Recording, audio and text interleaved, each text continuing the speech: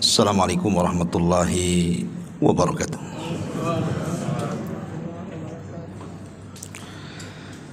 Alhamdulillah wassalatu wassalamu ala Rasulillah wa ala alihi wa sahbihi wa mawalah wa la hawla wa la quwata illa billahi wa ba'du.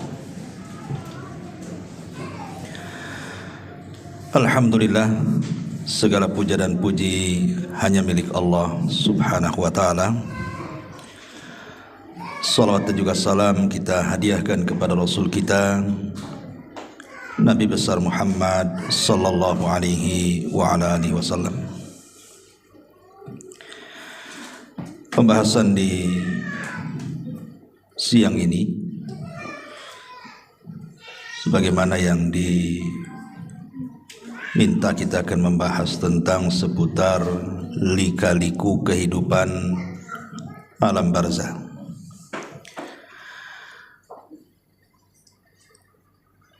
Sesuatu yang harus dipahami dan diyakini adalah kullu nafsin dha'iqatul maut. Setiap jiwa itu pasti mengalami dan disentuh dengan kematian, siapapun dia.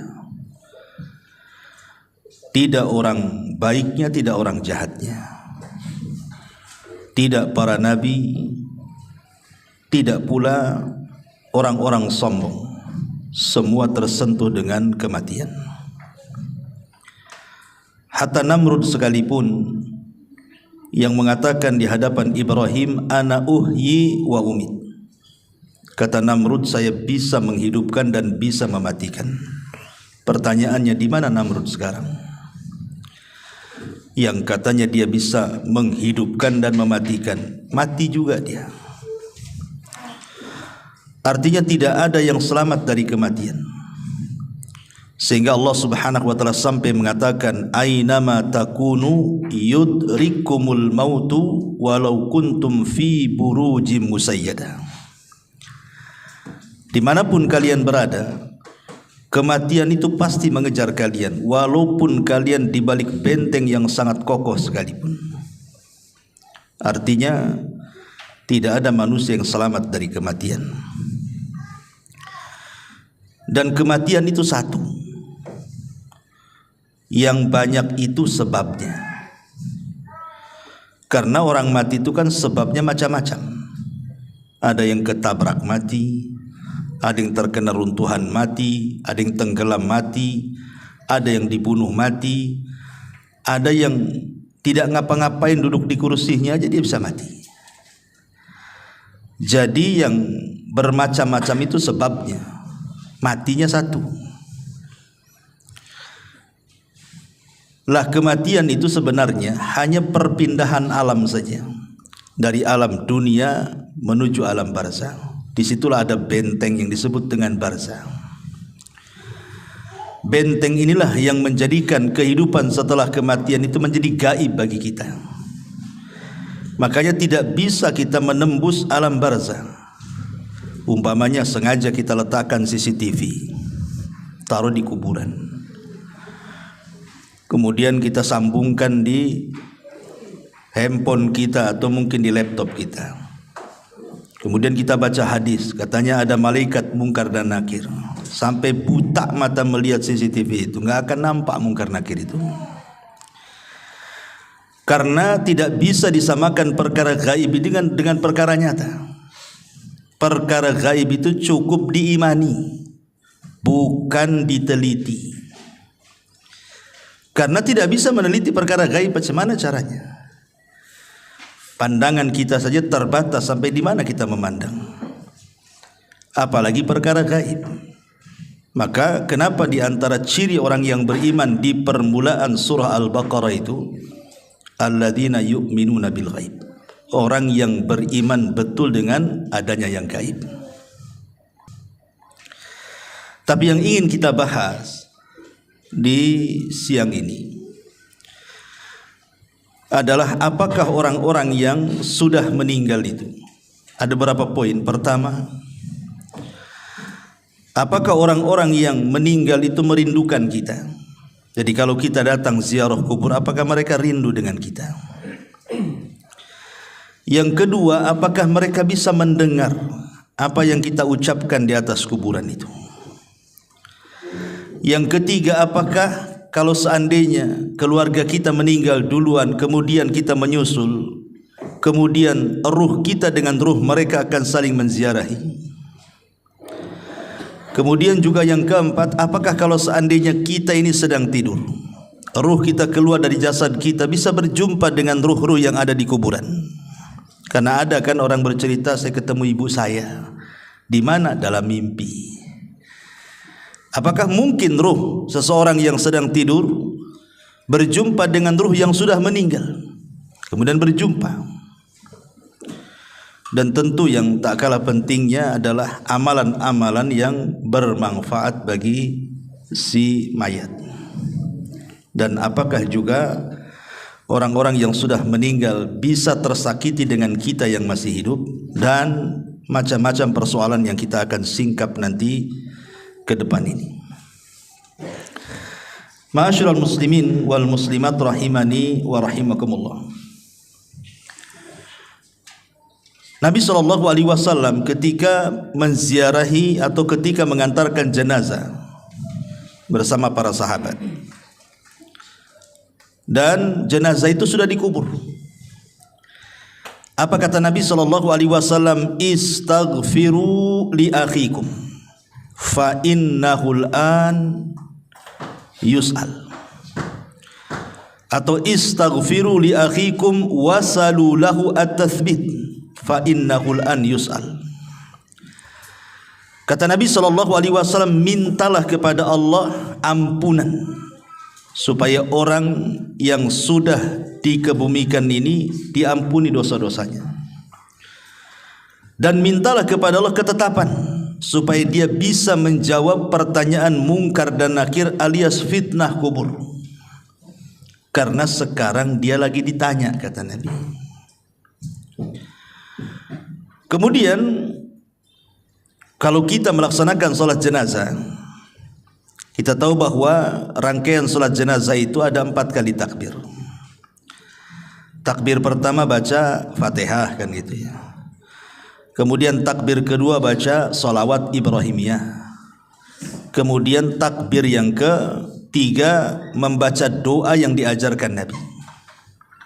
Kemudian takbir yang keempat bisa diam langsung salam, ataupun bisa kita berdoa dengan doa yang warid dari Al-Quran seperti Rabbana atina fid dunya hasanah atau doa-doa yang lainnya.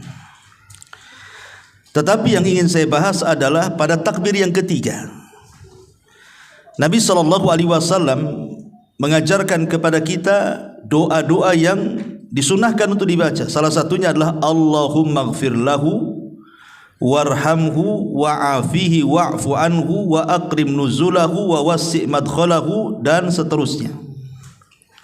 Ya Allah, ampuni orang ini yang sudah mati. Ya Allah, rahmati orang ini. Ya Allah, maafkan orang ini. Ya Allah, muliakan kedudukannya. Ya Allah, luaskan kuburannya, dan begitu seterusnya.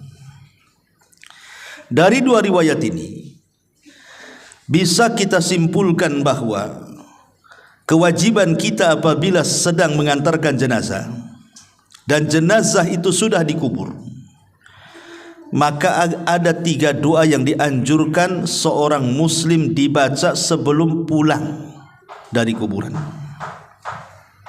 Kalau memang kita tidak sempat ikut memegang cangkul memasukkan tanah ke liang lahatnya, maka cukup sebelum pergi ambil 3 kepal tanah, kemudian letakkan di kuburannya, minta 3 perkara. Pertama, mintakan ampun kepada Allah. Dan ini berlaku kepada setiap yang ziarah kubur, tidak mesti yang mengantarkan jenazah saja. Umpamanya kita ziarah kubur kapan saja. Bagi laki-laki kan sunnah, ziarah kubur itu kapan saja. Tapi bagi perempuan tidak disunnahkan kecuali sekali-kali. Karena Rasulullah SAW melaknat wanita-wanita yang sering ziarah kubur. Tapi kalau sekali-kali boleh. imma yang mengantarkan jenazah atau yang berziarah kubur, jangan lepaskan tiga doa ini. Pertama, minta ampun kepada Allah agar orang yang dikubur itu diampuni dosa-dosanya. Berdasarkan hadis istaghfiru li akhikum, mintakan doa ampunan untuk saudaramu. Yang kedua, minta kepada Allah Subhanahu wa taala agar orang yang dikubur itu ditetapkan jawabannya. Karena ada hadis yang panjang sekali dari hadis Bara bin Azib radhiyallahu anhu. Ketika Nabi SAW menunggu liang lahat selesai digali, Rasul bercerita di hadapan para sahabat tentang kematian seorang mukmin. Bagaimana ruhnya ketika dicabut dari jasadnya. Salah satu lafaz dari hadis itu, ketika ruh itu sudah diangkat ke langit dengan catatan amalannya, Allah katakan kembalikan ruh ke dalam jasadnya, tapi angkatlah catatannya ke tempat yang paling tinggi di Iliyin, di sorga. Maka ruh itu dihantar dengan lembut, dimasukkan lagi ke dalam jasad. Ingat bahwa jasad dalam kubur itu mengikut ruh. Tapi kalau di dunia terbalik, ruh yang ikut jasad. Karena jasad dulu diciptakan di dunia itu, baru ditiupkan ruh itu setelah jasad berusia 4 bulan kan, baru ditiupkan ruh. Berarti kalau kita hidup di dunia, yang asal itu jasad dulu, baru ruh yang ikut, karena jasadnya diciptakan. Tapi kalau sudah meninggal terbalik, jasad ini bisa jadi tanah, bisa hancur jadi tanah, dimakan cacing tanah, tapi ruh tidak akan hancur. Berarti bukan ruh yang ikut jasad, tapi jasad yang ikut ruh. Makanya kemudian jasad itu akan ikut ruh, dan disitulah Munkar Nakir bertanya, man rabbuk, siapa Rabb, wa ma nabiyuk, siapa nabimu, wa ma dinuk, apa agamamu. Artinya 3 soalan ini akan ditanyakan. Jawabannya bukan apa yang kita hafal di dunia. Kalau anda sekarang saya tanya, siapa Tuhanmu? Pasti dengan lantang Allah, Ustaz. Siapa nabimu? Dengan lantang Muhammad, Ustaz. Apa agamamu? Ya Islam lah.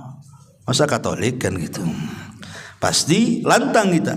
Tapi apakah kemudian setelah kita dikubur kita sanggup menjawab? Belum tentu.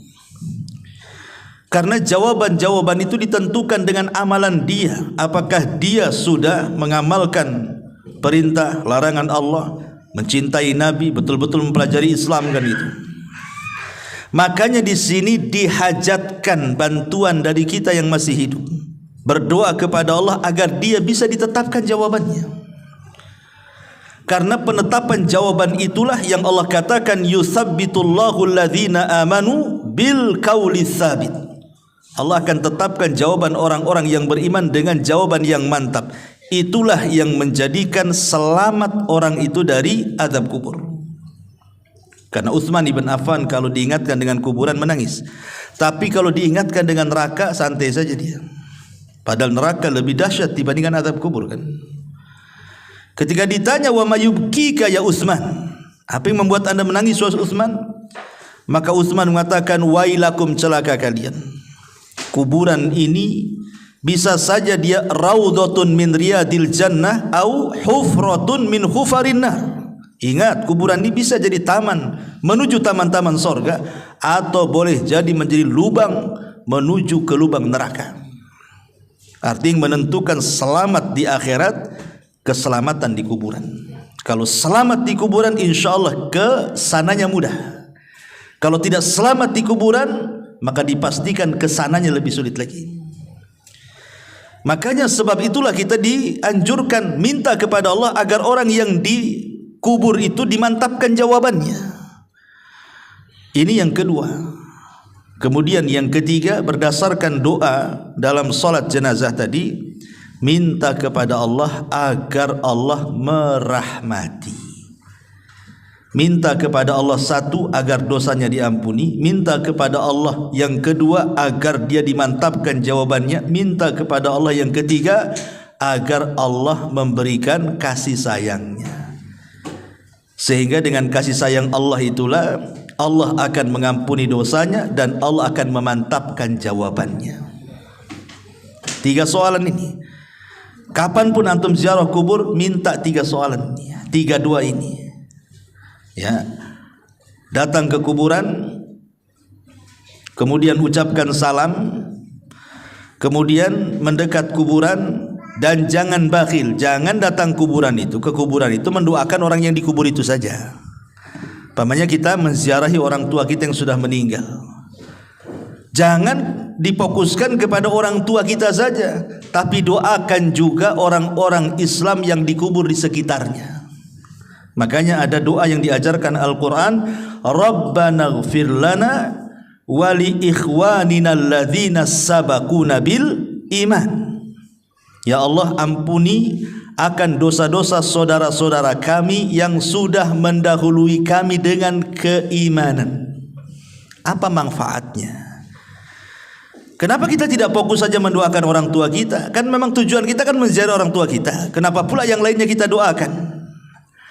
Sebab kalau kita mendoakan orang muslim yang dikubur, umpamanya orang muslim ini mungkin ada 1000 kuburan di kuburan kaum muslimin di situ. Berarti kita akan mendapatkan pahala 1000 orang yang kita doakan. Itu kalau di kuburan itu ada 1000 kuburan tuh.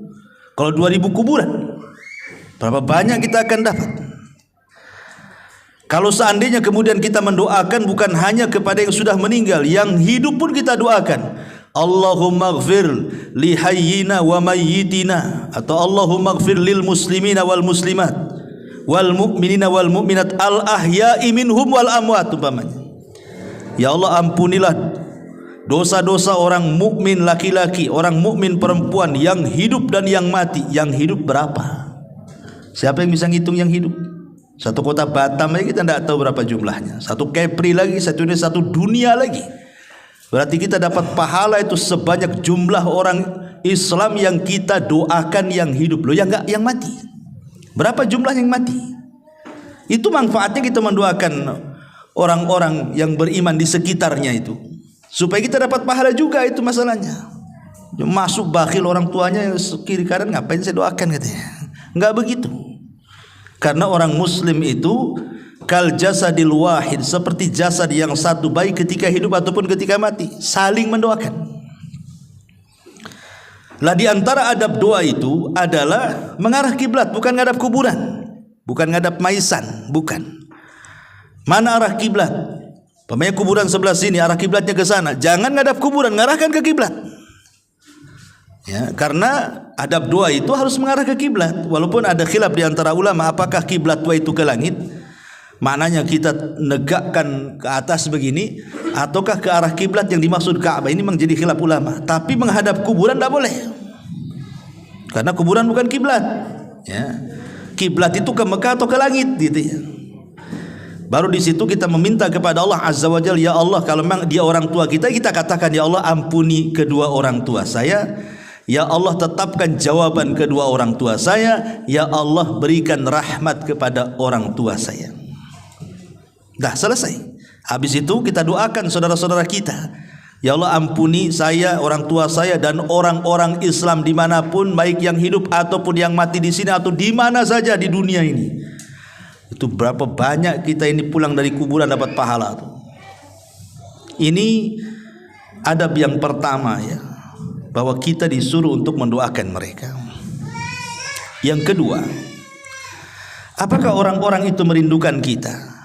Pemain kita ziarah kubur kepada kedua orang tua kita. Apakah kedua orang tua kita itu rindu dengan kita? Senang kalau melihat kita di situ? Ini terjadi silang pendapat di antara ulama kontemporer atau ulama mutakaddimun.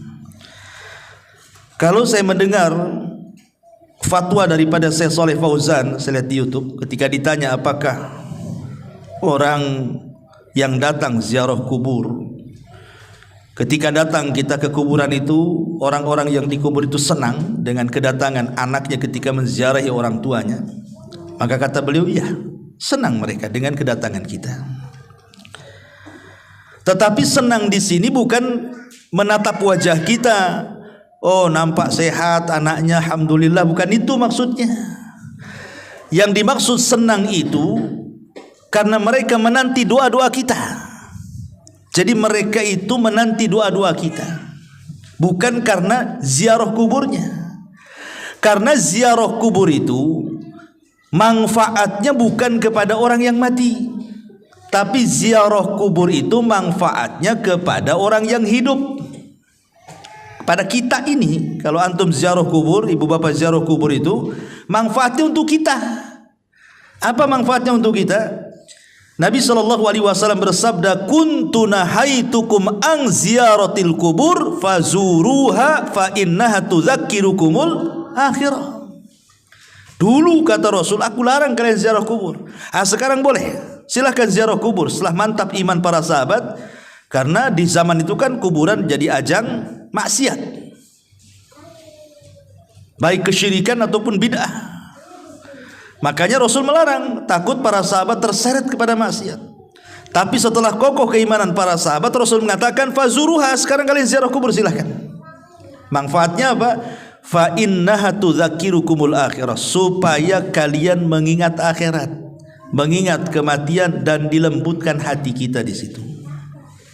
Ingat bahwa dengan mengingat akhirat, mengingat kematian, maka perkara-perkara besar di mata kita menjadi kecil, dan perkara-perkara kecil menjadi besar. Apa maknanya? Kenapa mengingat kematian atau mengingat akhirat itu menjadikan perkara besar jadi kecil? Sebab kalau seandainya Anda ini orang paling kaya, sakaya-kayanya di Batam ini, punya istana, punya tanah, punya kendaraan macam-macam lah, nggak ada orang yang lebih kaya dibandingkan Anda ini. Ketika kemudian datang ke kuburan, melihat kuburan, kemudian berpikir saya juga akan mati seperti dia, apa gunanya kekayaan kalau begitu? Kekayaan apa gunanya? Hidup di istana kalau ingat mati, apa gunanya istana? Mau ditinggal juga. Akhirnya kemudian dia pun tidak menganggap itu perkara besar, karena akan ditinggal dengan kematian kan. Itulah kenapa mengingat kematian itu mengecilkan yang besar ataupun membesarkan yang kecil. Pamannya dia orang susah, tidak sekaya orang-orang kaya. Dengan mengingat kematian itu perkara kecil jadi besar. Nggak apa-apa, hidup di dunia kan nggak lama, nanti ada kehidupan yang lebih baik, yang lebih hebat, yang lebih megah, itulah sorga. Akhirnya dia tidak memikirkan kemiskinannya. Dari situ muncullah redha dengan pemberian Allah. Ujung-ujungnya ke situ. Dan puncaknya adalah memahami hadis Nabi SAW, man asbaha aminan fi syirbihi mu'afan fi jasadihi walahu qutu yaumihi faka'annama hizat lahu dunya bihadafiriha, kata Rasul. Orang kalau sudah mengingat kematian, walaupun dia susah hidupnya, yang penting ketika bangun di pagi hari aman keluarganya, gak ada yang menyakiti, sehat badannya, gak ada penyakit yang menimpanya, adalah makanan yang dimakan untuk hari itu seolah-olah sudah menggenggam dunia dengan segala isinya. Karena manusia itu di dunia cari apa kalau nggak tiga perkara ini kan? Pertama, aman. Orang itu pengen aman, suami pengen aman dari istri, istri pengen aman dari suami, orang tua pengen aman dari anak, anak pengen aman dari orang tua, orang pengen aman dari tetangga, tetangga pun pengen aman dari kita. Nggak ada ketakutan, nggak ada yang ngancam, nggak ada yang membuat takut, nggak ada takut disakiti, dihasadi. Orang kan pengen aman hidup itu. Sebab kalau aman itu tenang hati, itu yang dicari orang. Sampai-sampai orang itu sampai pindah perumahan itu gara-gara diganggu tetangganya karena nggak aman kan, terpaksa lah pindah rumah dia. Yang kedua, sehat badannya. Apalagi kalau sudah faktor UU tuh, yang sudah 40, 50. Itu kalau bangun gak ada yang sakit udah senang sekali itu. Tapi kalau bangun pinggang sakit, kaki asam urat, itu stres tuh. Ya, kolesterol naik, stres orang itu. Ya. Kemudian juga ada yang dimakan. Nggak pusing, yang dimakan sudah ada, yang diminum ada. Apa yang dicari orang itu kan cuma 3 perkara. Sebab satu lolos dari 3 perkara ini nggak aman hidup itu. Contoh mamanya, badan sehat, ya kan? Tapi nggak aman. Istri disakiti suami, suami disakiti istri, nggak kerasan hidup itu. Walaupun sehat badannya. Ataupun mungkin oke lah dia harmonis rumah tangganya, anak-anaknya baik-baik, tetangganya oke-oke. Stroke pula lah dia, stres juga, ya. Oke lah sehat badannya, aman semuanya, tak ada yang dimakan pula dia, stres juga hidup itu. Nah kalau 3-tiganya sudah ada, tenang hidup di dunia tuh. Itulah yang dikatakan menggenggam dunia, itulah karena 3 perkara ini yang dicari manusia. Makanya kemudian kalau orang ingat mati itu, perkara besar menjadi kecil, perkara kecil menjadi besar.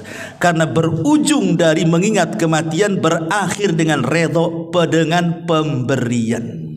Awalnya ingat mati, ujungnya apa? Redho dengan pemberian. Kita akan mati juga, ngapain juga sibuk-sibuk. Tenang jadinya hati. Itulah tujuan ziarah kubur itu. Makanya ini bapak-bapak ini kalau sudah kasih mak-maknya ajak shopping, belokkan aja ke Tamiang tuh.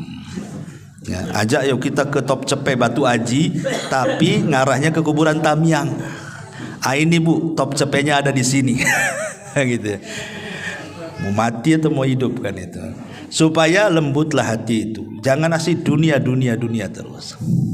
Jadi ziarah kubur itu manfaatnya untuk siapa? Untuk kita yang berziarah, bukan untuk orang mati. Orang mati itu bermanfaat kalau kita berdoa. Doanya itu yang manfaat. Itulah yang membuat penghuni kubur senang dengan kedatangan kita maksudnya. Ini satu pendapat, ya. Tetapi Syekh bin Baz rahimahullah ta'ala yang saya baca dalam fatwanya, dia tawakuf dalam masalah ini. Apakah kemudian kalau kita ziarah kubur, penduduk kubur itu senang atau tidak senang? Kita tidak bisa mengatakan iya ataupun tidak. Kan ini perkara gaib masalahnya. Perkara gaib itu tidak bisa ditetapkan kecuali dengan dalil. Kalau tidak ada dalil, tawakuf.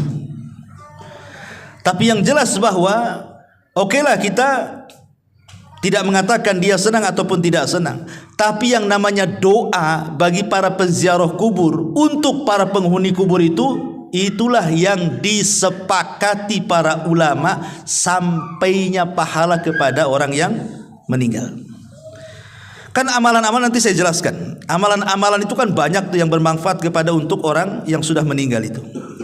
Tetapi dari seluruh amalan itu yang ada 8 tuh ataupun 10 amalan itu, yang disepakati cuma 2. Maksudnya tidak ada khilaf ulama. Kalau kita lakukan pasti sampai kepada orang yang meninggal. Apa itu?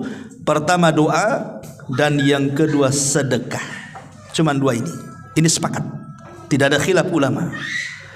Adapun menghajikan orang yang sudah meninggal, korban untuk orang meninggal, baca Quran untuk orang meninggal, ini masih khilaf. Ada perselisihan ulama. Ada yang mengatakan sampai, ada yang mengatakan tidak sampai, wallahu a'lam. Tapi yang disepakati jelas-jelas dalilnya berdasarkan nas gitu ya. Doa pasti sampai. Yang kedua sedekah pasti sampai. Kenapa? Karena ada hadisnya. Idza mata ibnu Adam in qata amaluhu illa min salasin sadaqatin jariyah. Lihat sedekah yang mengalir. Kemudian au ilmin yuntafa'u bihi, ilmu yang bermanfaat, au waladin salihin yad'u, anak yang soleh yang mendoakan. Maka sedekah dan doa itu sepakat sampai. Jadi kalau kita ingin ngirim pahala kepada orang yang meninggal, yang jelas-jelas ini berdoa, tidak mesti di kuburan. Doa itu di mana saja akan sampai. Dan jangan diyakini doa di kuburan lebih sampai dibandingkan doa di masjid. Tidak ada keyakinan seperti ini. Justru di masjid ya lebih afdol kalau berdoa kan. Udah rumah Allah, tempatnya bersih gitu ya. Tapi ziarah kubur itu berdoa di situ ada nilai plusnya, mengingat kematian, melembutkan hati, mengingat akhirat. Makanya di antara salam kepada penduduk kuburan itu salah satu lafadznya wa inna bikumul lahikun, kami juga akan menyusul kalian. kami juga akan sampai seperti kalian. Jadi terjadi silang pendapat di sini ya. Apakah penduduk kuburan itu senang ataukah tidak senang? Ada yang mengatakan senang seperti fatwanya Syekh Shalih Fauzan, ada yang mengatakan tawakuf seperti Syekh bin Baz gitu ya. Ya, kalau ulama dulu yang mengatakan seperti Syekh Al-Imam Ibnul Qayyim dalam kitabnya Ruhiyah senang. Dan juga gurunya Ibnu Taimiyah rahimahullah mengatakan senang. Mereka senang dengan kedatangan kita. Kemudian kita, karena mereka menanti doa kita, bukan senang ingin lihat wajah kita. Percuma juga kalau kita datang nggak mendoakan, ngapain juga kan begitu. Yang mereka minta itu adalah doa-doa kita kepada mereka. Doa seperti apa? Ya 3 tadi doanya yang didoakan itu. Mintakan ampunan, mintakan ketetapan, mintakan rahmat. Itu 3 doa, habis sudah selesai itu. Itu yang kita minta kepada Allah Azza wa Jalla. Doa panjang, intinya cuma 3. Minta ampun, minta rahmat, minta ketetapan. Ya. Taib ma'asyiral muslimin wal muslimat rahimani wa rahimakumullah. Kemudian juga, apakah kalau seandainya seseorang yang berziarah kubur tadi, apakah kemudian orang itu merindukan? Nah, sekarang pembahasan selanjutnya, apakah kalau kita ini datang ke kuburan kemudian kita berbicara sesuatu dengan orang yang dikubur itu, mereka mendengar pembicaraan kita ataukah tidak? Ini juga menjadi polemik para ulama. Apakah si mayat itu mendengar orang yang hidup ataukah tidak mendengar orang yang hidup? Taib. Pertama, bahwa sebagian ulama mengatakan mereka mendengar. Seperti Imam Ibnul Qayyim rahimahullahu taala mengatakan mendengar dalam kitab Ruh. Alasannya satu, karena ada hadis Nabi SAW terdapat dalam Sahih Bukhari Muslim. Nabi SAW mengatakan tentang orang yang sudah meninggal. Apa kata Rasulullah? Innahu la yasma'u safqa ni'alihim idan saraf. Jadi orang-orang yang dikubur itu mendengar suara langkah terompah kita itu, suara sandal kita itu mereka dengar. Sampai kemudian sayup-sayup kita keluar dari kuburan baru hilang, baru mereka tidak mendengar lagi. Jadi ada nas bahwa mereka mendengar suara terompah. Berarti kan mendengar mereka. Ini satu riwayat. Riwayat yang kedua, ketika terjadi perang Badar, banyak tokoh-tokoh musyrik itu dibantai oleh kaum muslimin, seperti Abu Jahal atau Amr ibn Hisham, kemudian Umayyah ibn Khalaf, kemudian Syaibah, kemudian Al-Walid. Banyak tokoh-tokoh Quraisy itu yang meninggal di perang Badar. Lah ketika kemudian bangkai-bangkai tokoh-tokoh musyrik ini akhirnya diletakkan di sebuah lubang, sebuah sumur, dilempar ke dalam lubang. Ya. Tiba-tiba kemudian Nabi SAW mendekati lubang Badar itu, yang di situ bangkai-bangkainya orang-orang tokoh-tokoh musyrik sekelas Abu Jahal, Umayyah dan CS dan yang lainnya itu. Tiba-tiba Nabi SAW ngomong pula di sumur itu. Apa kata Nabi SAW? Dia mengatakan, disebutkan satu-satu tuh, ya Aba Jahl ibn Hisham, ya Umayyah ibn Khalaf. Kemudian kata Nabi SAW, telahkah sampai kepada kalian janji Allah kepada kalian? Sungguh janji Allah yang Allah janjikan kepadaku sudah sampai kepadaku, katanya. Umar bin Khattab heran, ngapain Nabi SAW ngomong di depan lubangnya bangkai-bangkai orang-orang musyrik jahiliyah itu, orang-orang musyrik, tokoh-tokoh musyrik itu. Kok Nabi kok ngomong di situ? Jadi Umar bin Khattab radhiyallahu mengatakan, ya Rasul, innahum jusas, mereka bangkai-bangkai, kenapa kau ajak ngomong, katanya.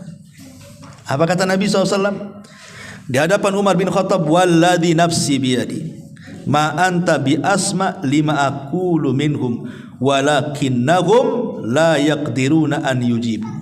Hai Umar, engkau tidak lebih mendengar daripada aku tentang mereka. Aku ngomong itu mereka dengar, tapi mereka tak bisa jawab, katanya. Artinya kan mereka dengar di sini, karena Rasul ngajak ngobrol di situ. Ya, makanya Umar mengatakan, kok bangkai kau diajak bicara, katanya. Maka Rasul tidak, kau tidak lebih dengar daripada aku, kata Rasul. Demi zat yang jiwaku berada di tangannya, engkau tidak lebih mendengar daripada aku, kata Rasul. Tapi mereka tidak sanggup jawab saja. Kemudian juga dalil yang ketiga, kita disuruh mengucapkan salam. Kata Nabi SAW, Qulu assalamu alaikum dara qaumi mu'minin wa inna insya'allahu bikum mulahikun.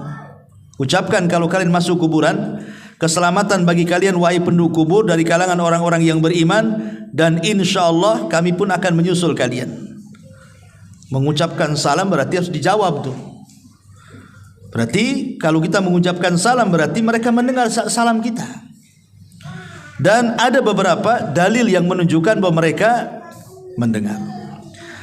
Tapi bagi kelompok yang mengatakan tidak, mereka tidak dengar, mereka berdalil dengan surah Fatir ayat 22. Allah Subhanahu wa taala mengatakan, "Wa ma anta bimusmi'in man fil kubur." Hei Muhammad, engkau tidak bisa memperdengarkan orang-orang yang di kuburan itu. Ini Quran mengatakan engkau tidak bisa memperdengarkan orang-orang yang di kuburan, surah Fatir 22 itu. Dan Allah juga mengatakan, "Innaka la tusmi'ul maut." Engkau tidak bisa memperdengarkan orang yang sudah mati. Ini dua nas Quran ini menunjukkan bahwa orang yang dikubur tidak mendengar apa yang ada di atas kubur karena mereka sedang sibuk. Orang yang dikubur loh sedang sibuk. Kalau mereka orang kafir sibuk diazab, mana bisa dia ngerekan kita yang ada di kubur? Dia sedang diazab. Ya. Kalau dia mendapatkan nikmat kubur, dia sedang bersenang-senang dengan nikmatnya. Lebih nikmat di kuburan daripada senikmat-nikmatnya orang nikmat di dunia. Ngapain pula direkan orang di atas kuburan? Artinya di sini ada kelompok yang mengatakan mendengar, ada kelompok yang mengatakan tidak mendengar. Wallahu a'lam.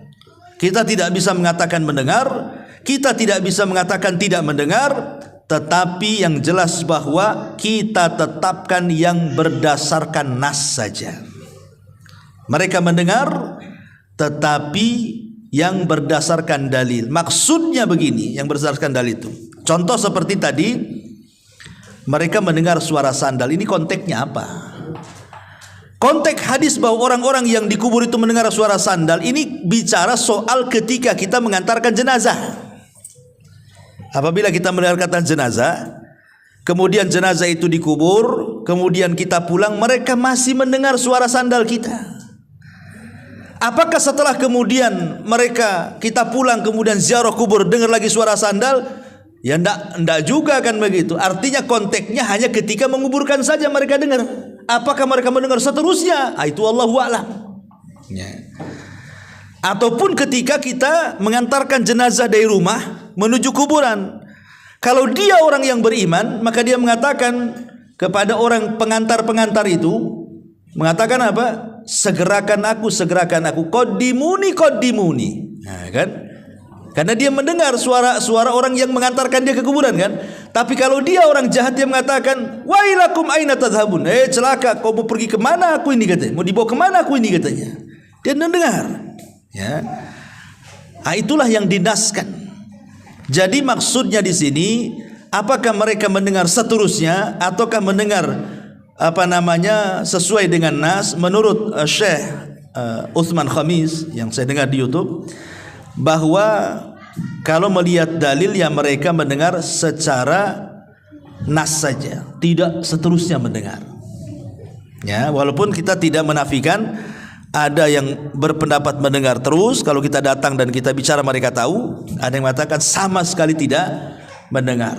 Intinya ini menjadi ranah khilaf ulama.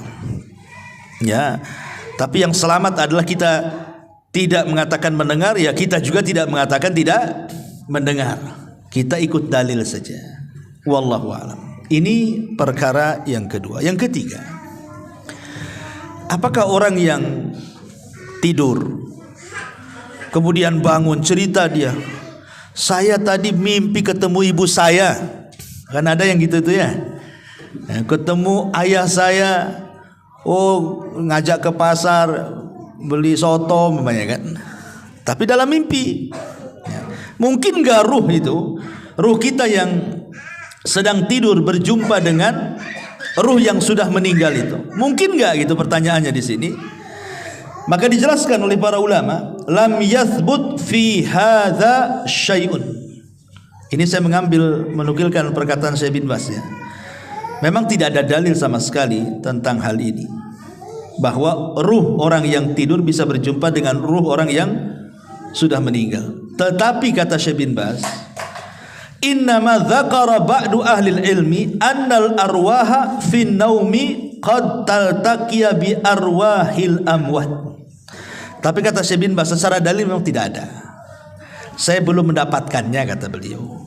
Tetapi ternukilkan dari kalangan ahli ilmi, maksudnya kalangan ulama, bahwa ruh-ruhnya orang yang tidur itu bisa berjumpa dengan ruh-ruhnya orang yang sudah meninggal. Wa hadza qad yaqau fi ba'dil ahyan, dan ini kata beliau terkadang bisa terjadi pada tempo-tempo tertentu. Ma yadullu alaihi, apa yang menunjukkan kepada peristiwa itu. Fa inna ruha indallah, karena ruh itu di sisi Allah. Faruhul mu'min fil jannati wa ruhul kafir tu'adzab, karena ruhnya orang mukmin di sorga dan ruhnya orang kafir sedang diadab. Lakin qad arsala hadhihi ruh ilal badan lis salami ala man yusallim alal kubur. Tetapi ruh ini terkadang dimasukkan lagi ke dalam jasad hanya untuk menjawab salam orang yang sedang berziarah kubur. Jadi kan ruhnya seorang mukmin kan di sorga tuh. Tapi kalau ada orang yang ziarah kubur kemudian mengucapkan salam, ruh itu akan dikembalikan ke dalam jasad hanya untuk menjawab salam kemudian balik lagi ke sorga, gitu maksudnya. Ada yang seperti itu dalil penetapannya. Tapi kalau dalil apakah ruh orang yang sedang tidur berjumpa dengan ruh orang yang mati, secara dalil tidak diketemukan. Tetapi ijtihad para ulama, ya, ada yang mengatakan bisa saja. Buktinya banyak cerita yang seperti itu. Banyak bercerita orang-orang yang ketemu dengan ibunya, ketemu dalam mimpi, ketemu dengan bapaknya di dalam mimpi kan. Kadang-kadang ada yang bercerita seperti itu. Sehingga secara kenyataan tidak ada. Itu maksudnya, ya. Makanya beliau mengatakan lakin laisa fil ahadis as-sahihati fi ma na'lam ma yadullu ala anna hadhil arwah tatalaqa. Tetapi tidak ada hadis-hadis yang sahih sepengetahuan kami, kata beliau, yang menunjukkan bahwa ada ruh bisa berjumpa, maksudnya ruh orang tidur bisa berjumpa dengan ruh orang yang meninggal. Wallahu alam, ya. Tapi kalau kita melihat pendapat Imam Ibnul Qayyim yang disebutkan dalam kitab Ruh, dzakara syai'an katsiran fi hadzal ma'na. Beliau menyebutkan panjang lebar tentang masalah seperti ini, dan beliau di antara ulama yang berijtihad memungkinkan ruhnya orang yang tidur berjumpa dengan ruhnya orang yang sudah meninggal. Wallahu a'lam. Ya, ini kalau sesama ruh, yang satu di dunia, satu di kubur. Sekarang yang sama-sama di kubur. Orang tua kita meninggal, kemudian kita meninggal. Apakah ruh kita akan berjumpa, saling berziarahi satu dengan yang lainnya? Ada sebuah hadis. Nabi SAW bersabda, "Idza hudiral mu'minu atatkum fayaquluna ukhruji radiyatan mardiyah anki ila rauhillahi wa raihani wa rabbin ghairi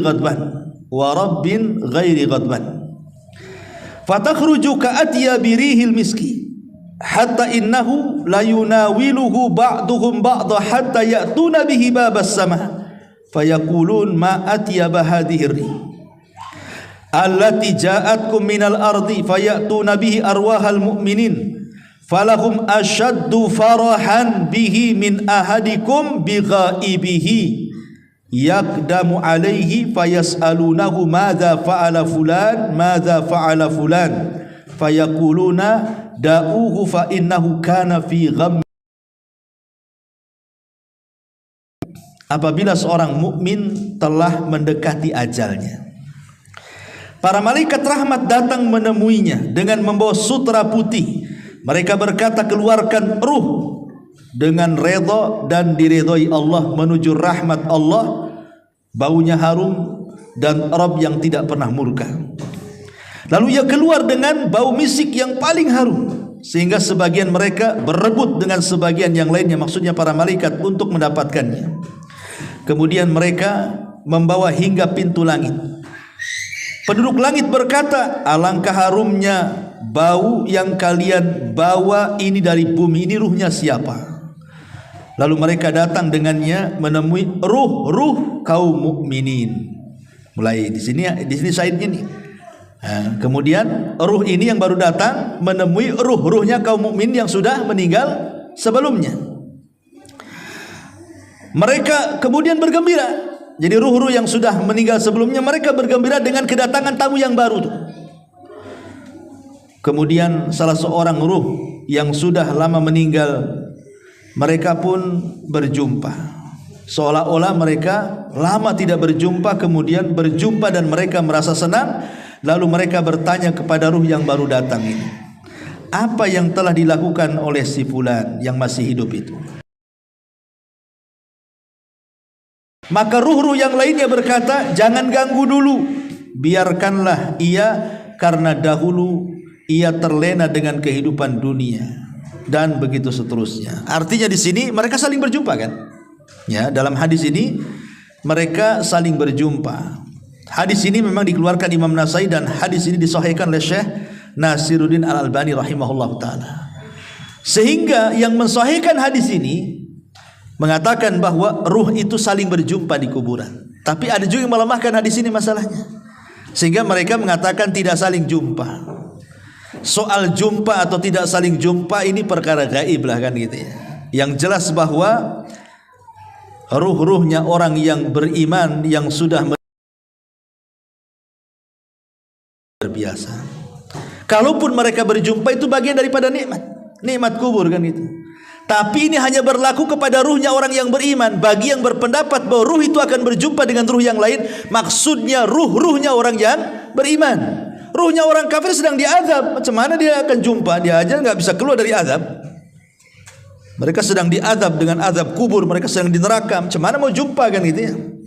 Dengan keluarganya. Maksudnya di sini yang kalaupun kita berpendapat bahwa mereka saling menziarahi seperti pendapat Imam Ibnul Qayyim rahimahullahu taala dalam kitabnya Ruh, maksudnya adalah ruhnya orang yang beriman.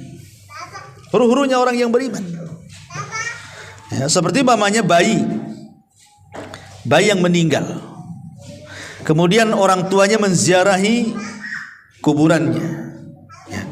Terkadang kan ada orang tua itu kepikiran kan, ketika anaknya meninggal itu kan udah kepikiran macam-macam tuh. Apalagi kalau hujan, cemana anak saya kehujanan katanya. Kalau pas panas, mana anak saya kepanasan. Macam-macam tuh. Ada orang tua itu apalagi kalau gelap-gelap, cemana anak saya nggak ada listrik pula di kuburan. Gitu. Makanya kadang-kadang ada orang berpikir naruh lilin pula di atas kuburan anaknya itu kan. Percuma saja, ngapain naruh lilin itu? Saya pernah lihat ada lilin, lebih parah pula kasih payung pula di situ itu. Dan itu rata-rata di kuburan anak-anak tuh. Ada lilin, ada payung. Ya mungkin karena orang tua kepikiran, cemana kalau malam gelap taruh lilin, cemana kalau kehujanan kasih payung supaya nggak kehujanan, nggak kepanasan. Nggak ada guna. Ya. Lilin dan payung lo nggak ada guna di kuburan itu. Nggak ada hubung kait dengan alam kubur, dengan alam dunia ini. Sebenarnya yang dikhawatirkan itu bukan bayi yang meninggal. Bayi yang meninggal itu langsung dimasukkan ke sorga kan gitu. Karena di antara kelompok-kelompok yang akan terhindar dari fitnah kubur, maksudnya tidak ada pertanyaan malaikat mungkar dan nakir, itu salah satunya bayi-bayi yang meninggal tuh. Mereka tidak akan ditanya. Walaupun jumhur ulama mengatakan mereka ditanya, tapi pendapat yang kuat wallahu alam mereka tidak ditanya. Karena ada beberapa orang yang tidak akan terkena fitnah kubur. Salah satunya para nabi. Para nabi tidak akan ditanya. Objek pertanyaannya siapa nabimu? Masa nabimu ditanya lagi? Siapa nabimu? Ya saya kan. Kan nggak mungkin juga kan itu ya. Nabi tidak mungkin ditanya karena dia objek pertanyaan. Para siddiqin tidak mungkin ditanya. Para syuhada tidak akan ditanya. Ya, kemudian orang-orang yang ribat, orang-orang yang berada di perbatasan kayak orang Palestina itu kan diribat tuh namanya. Mereka tidak akan ditanya kalau meninggal. Termasuk juga bayi-bayi yang meninggal, termasuk orang gila tidak akan ditanya tuh. Jadi kalau umpamanya orang tua sedih akan kematian anaknya, dia bodoh, harusnya dia memikirkan dirinya sendiri karena si bayinya sudah selamat masuk surga kan itu. Apakah kalau dia mati dia masuk surga kayak anaknya? Harusnya dipikirkan jangan bayinya, dia yang dipikirkan harusnya, gitu maksudnya. Kalau bayi yang meninggal itu udah jelas-jelas dia masuk surga. Bahkan dia akan jadi syafaat bagi orang tuanya. Bahkan kalau orang tuanya beriman, maka bayi itu akan menunggu di pintu surga. Dan dia mengatakan di hadapan Allah ketika Allah mengatakan masuk kau ke dalam surga. Kata bayi ini, enggak, saya tidak akan masuk surga sampai saya mau orang tua saya tarik bajunya masuk juga ke surga. Dan itu hadisnya itu. Artinya kalau orang tua ini dia bisa bersabar, kemudian juga ihtisab, dan dia bisa mengucapkan alhamdulillah, maka akan dibangunkan satu istana di sorga dan Allah beri nama Baitul Hamdi, rumah pujian. Kalau bisa melakukan 3 perkara saat kematian buah hatinya: sabar, mengharap pahala, dan dia bisa bersyukur. Ucapkan innalillah wa inna ilaihi rajiun, Allahumma jurni fi musibati, alhamdulillah ala kulli hal. Ini 3 ucapan. Kalau dia bisa mengucapkan 3 ucapan ini, maka Allah bangunkan satu istana Baitul Hamdi di surga. Ya, saya ulang, kalau umpamanya ada orang tua meninggal bayinya, pertama ucapan apa? Innalillah wa inna ilaihi rajiun. Ini tanda kesabaran. Tanda orang sabar, dia bisa mengucapkan innalillah wa inna ilaihi rajiun. Kemudian yang kedua, ihtisab, mengharap pahala, berdoa kepada Allah, Allahumma jurni fi musibati, ya Allah. Yang ketiga, bersyukur, alhamdulillah ala kulli hal. Segala puji dan puja bagi Allah. Pertama, doa kaum muslimin bagi si mayat berdasarkan surah Al-Hasyr, alladzina sabaquna bil iman wa la taj'al fi qulubina ghillan lil ladzina amanu rabbana innaka raufur rahim. Dan orang-orang yang datang sesudah mereka, muhajirin dan ansar, mereka berdoa, ya Rabb kami, beri ampunlah kepada kami dan kepada saudara-saudara kami yang telah beriman lebih dahulu dari kami, dan janganlah engkau membiarkan kedengkian dalam hati kami terhadap orang-orang yang beriman. Ya Rabb kami, sesungguhnya engkau maha penyantun lagi maha penyayang. Ini yang pertama, doa, dan ini pasti sampai. Kemudian yang kedua, sedekah. Tadi sudah saya ini yang sepakati, bersedekah. Kemudian yang ketiga, melunasi hutang si mayat. Ini bermanfaat. Karena di zaman Rasul pernah dimintai menyolatkan orang yang punya hutang, Rasul tak mau. Si mayat itu sudah dimandikan, sudah dikafankan, dan tinggal disolatkan. Setelah tinggal disolatkan, seorang sahabat kemudian menyampaikan kepada Rasul, semua sudah siap, silahkan anda solatkan.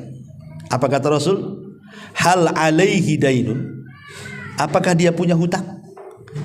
Iya, 2 dirham. Dia punya hutang 2 dirham. Kata Rasul, solatkan oleh kalian, saya tidak akan menyolatkannya. Kemudian ada seorang sahabat namanya Abu Qatadah, min 2 dirham, aku yang bayar, solatkan dia.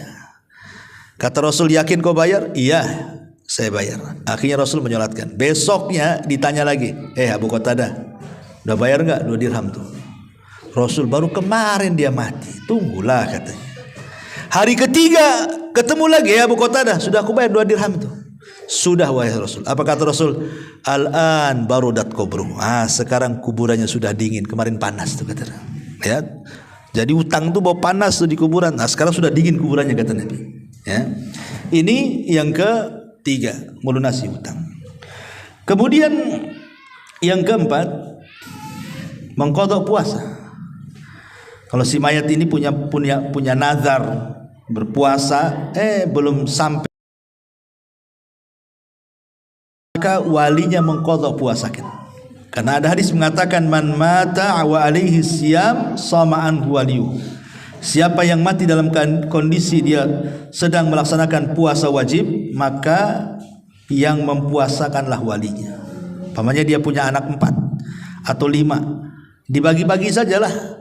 Pamannya ayahnya bernazar berpuasa sebulan, baru meninggal, nazarnya belum dilakukan.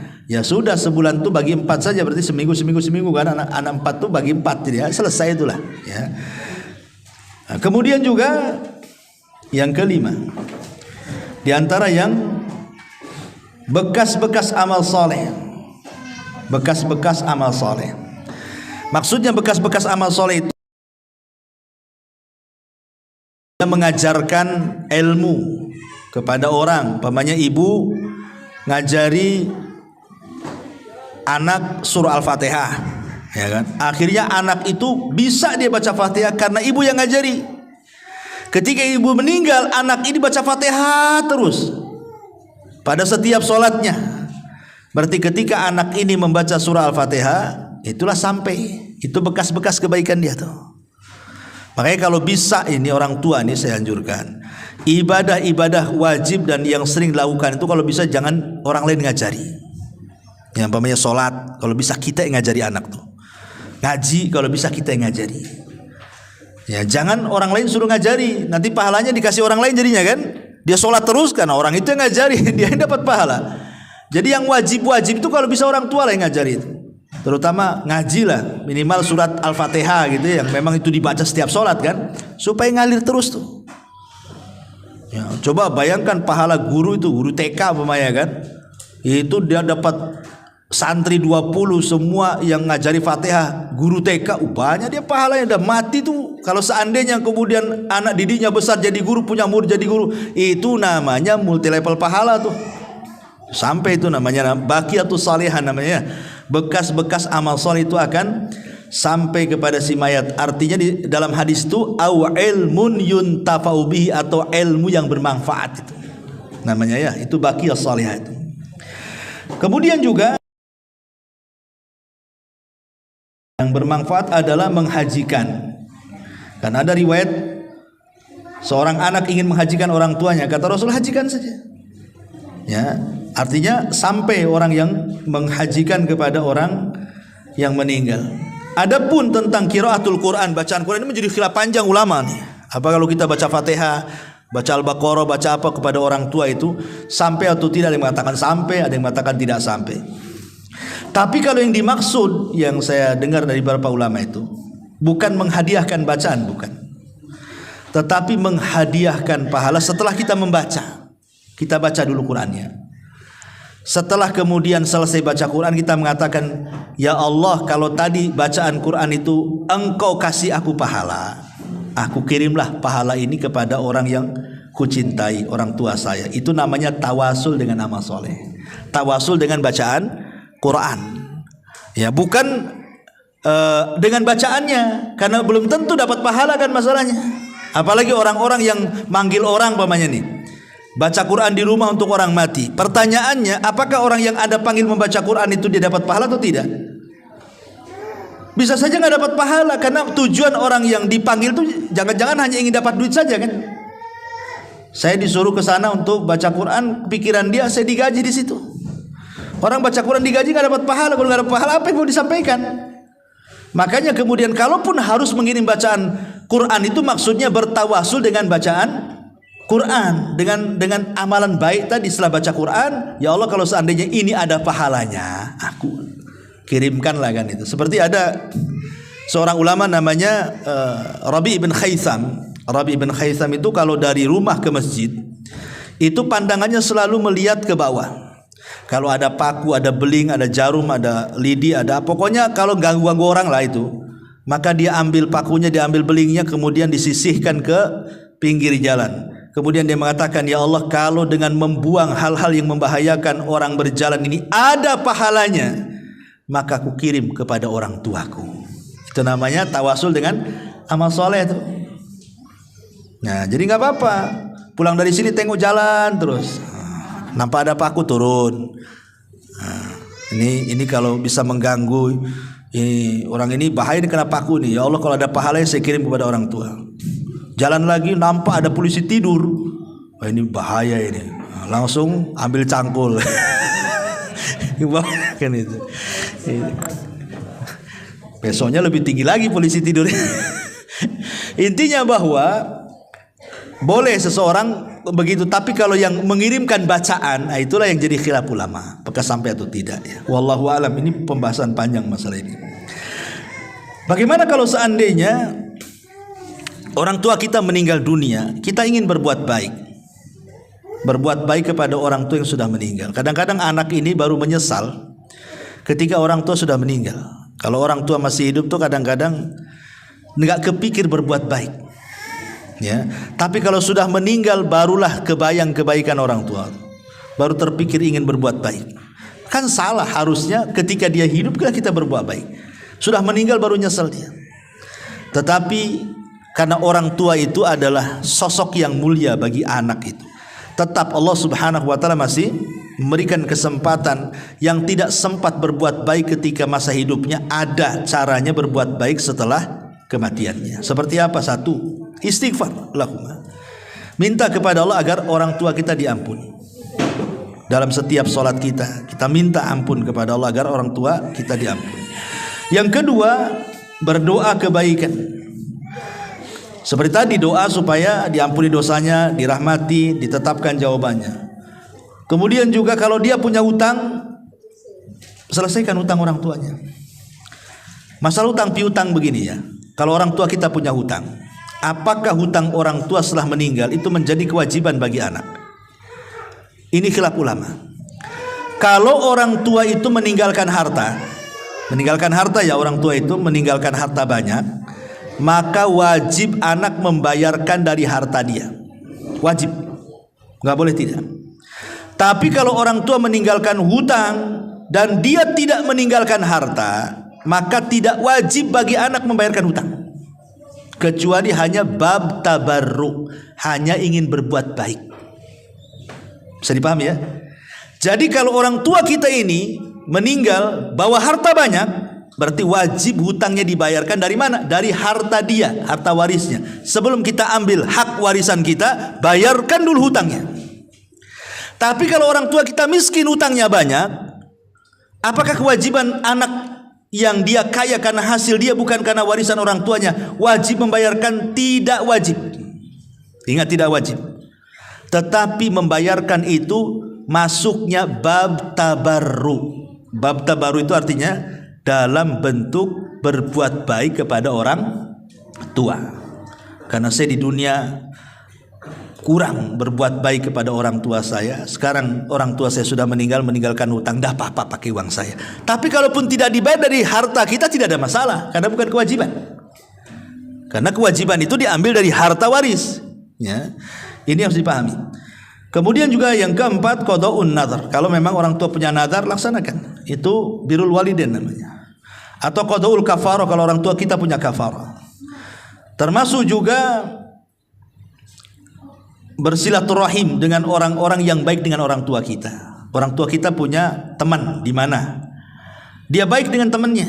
Ketika orang tua meninggal, baikilah teman orang tua kita semasa hidup. Ya. Maksudnya sambung silaturahim dengan dia.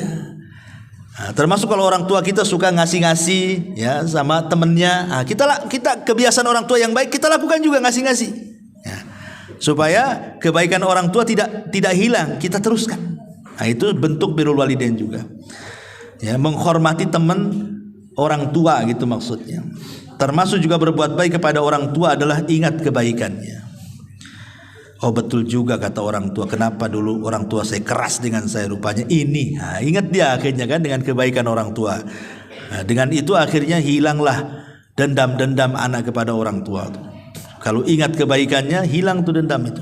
Ya, karena ada anak yang nggak tahu itu, sampai mati orang tuanya masih dendam, nggak mau ziarah kubur tuh. Ya, mau apa sih ziarah kubur? Waktu hidup aja malas saya nengok muka dia. Nah itu ada durhaka itu. Ya, jadi ini diantara pembahasan yang bisa kita bahas. Ya, wallahu alam. Taib, sampai di sini. Kalau ada yang bertanya, silakan.